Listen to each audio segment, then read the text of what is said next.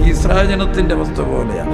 ഏലിയാ പ്രവാചകൻ കാർമൽ മലയുടെ ചുവട്ടിൽ, അതിൻ്റെ മുകളിൽ, കർമ്മലയുടെ മുകളിൽ ഇസ്രായേൽ ജനത്തെ ഒരുമിച്ച് കൊട്ടുമ്പോൾ ആഹാബ് രാജാവുണ്ട്, ജസബൽ രാജ്ഞിയുടെ 450ഓളം പ്രവാചകന്മാരും ഒരുമിച്ച് അവിടെ കൂടുമ്പോൾ അവിടെ വെച്ച് ഏലിയ തുടങ്ങുന്നൊരു വാക്കുണ്ട്, നല്ലൊരു വാക്കാണ്. 18-ാം അധ്യായം 21, 20, 21, 22 വചനം.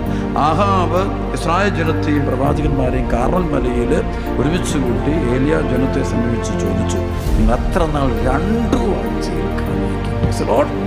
2 വാഞ്ചയിൽ. അതാണ് ക്രിസ്ത്യാനിക്ക് ക്രിസ്തുവാനുഭവം നഷ്ടപ്പെടാൻ കാരണം.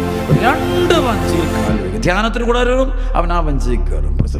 ധ്യാനം കഴിഞ്ഞ് പുറത്തിറങ്ങും, അടുത്ത വഞ്ചി. ഇന്ന് ഇവിടെ പ്രാർത്ഥനയ്ക്ക് വരും, നാളെ വേറെ ഗ്രൂപ്പിൽ. ഇവർ പലയിടത്ത് പോവുക. എവിടെയാണ് അത്ഭുതങ്ങൾ, എവിടെയാണ് മീൻ കിട്ടാൻ? ഒന്ന് പോകേണ്ട കാര്യമാണ്. ഫെയ്ത്ത് പോകുമ്പോഴാണ് ഈ ഓട്ടപ്രശ്നം. എല്ലായിടത്തും നാടായ നാടുകൾ ഓടുകയും അവസാനമുണ്ടല്ലോ. അത് ഫെയ്ത്ത്